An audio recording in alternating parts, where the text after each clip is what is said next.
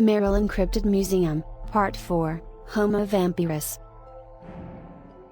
The vampire is an offshoot of Australopithecus, much like our shared distant cousin the lycanthrope.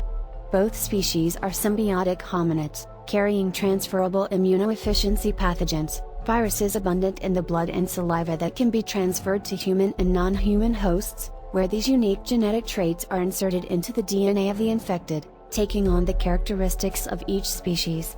Homo vampyrus is a nocturnal hominid with a huge dependency on iron and protein. Francis Gerber, Swiss-born physician, botanist, chemist and naturalist, whose prolific writings focused on the study of the origins of humanity. His own research began around 1776, where he commissioned African poachers to bring him specimens of the great apes, which he dissected in an attempt to construct a detailed inventory of terrestrial and arboreal apes and their aesthetic and anatomical similarities to the Homo sapien. His research garnered a great deal of criticism, yet most of his work was completed in private. One of his many employees would present him with a shipment of species from sub-Saharan Africa, the Amazon and parts of India. Yet it was a bone fragment that piqued Gerber's interest in the lesser-known hominids. On December 14, 1780, Gerber unpacked a collection of specimens from the Far East. Amongst these samples was a partial skull fragment of the upper mandible and part of the brow. The teeth were intact, and clearly very unique. The upper cuspids were distended and serrated and, although in a state of decay, connected to the bone tissue by a complex musculature, which allowed the teeth to protrude and retract from two fissures in the jaw. His hasty communications to the collector he had bought the pieces from pointed to a village on the eastern shore of Lake Baikal, in Mongolia. He traveled to this destination, a destitute collection of huts nestled in the icy inlet of the great body of water. It was here he was introduced to a man, whose daughter had been murdered by what the villagers called a blood thief. He asked for a place to examine the body, which was provided. It was here he made his first examination of what he coined the nocturnal hominid, or Homo vampyrus, a primate whose body appeared augmented by a form of parasitic virus. His studies of the osteology and organs provided ample proof that this body was in fact not human at all. He soon collected a wealth of knowledge, and most importantly revolutionized the study of hemoglobin, through invention of sophisticated microscope apparatus.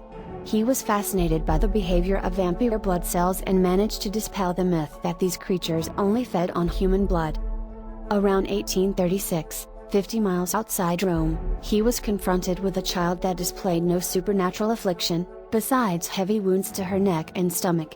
Her labored breathing spoke of something far worse than the medieval superstitions that filled the book he held close to him. On the 20th day, he found her dead. He sought out the weapons of defense and began a pilgrimage, to slay the beast who had taken this child's life. But the story did not end here. As he followed the path of death across the villages and towns of Italy, up into northeast Europe, he learned of his quarry. On a fateful night at the apex of his journey, as he spied the vile culprit stalking a sheep, a presence who had followed the cleric for many days made himself known. A tall pale man, dressed in bizarre clothing that was reminiscent of feudal Japan, stood before him. He told Abramo that his name was Dervold, of the house of de MacLeod. He was a vampire, who had been sent to find the feral murderer who Abramo hunted himself. Dervold spoke of his respect for the cleric, and wished him to know of the real culture that hid behind the demon of folklore. The cleric agreed. They traveled for many weeks, only by night, until they reached the Altai Mountains of Mongolia. They reached the zenith of the path, an opening in the mountainside, and within, a seemingly endless cavern. Before them lay a city. It was pale, lifeless yet utterly beautiful, as though constructed from bleached bone and charcoal. The light seemed to hang all around yet fell from no fixed source.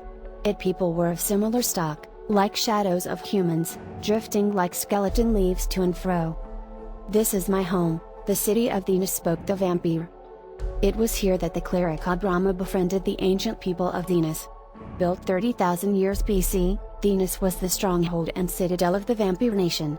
Built in concentric circles, around the central cathedral, Venus was a place of learning for the ancient porcelain-faced hemophage who had lived since the dawn of their race. They possessed the knowledge of thousands of generations. They were carnivorous, dependent on high iron and protein diets, Yet their lust was quenched by production of iron-rich foods, without resorting to blood feeding. He took this knowledge with him back to Italy, where he continued his studies. Along with various other cryptobiologists, they sought out the rarest specimens of flora and fauna, and forged cures, poisons and elixir based on their studies in the annals of Venus, the great libraries of thought. And in return, fed the old ones the information of the modern age. Thank you for watching this video. Please subscribe to our channel for more videos.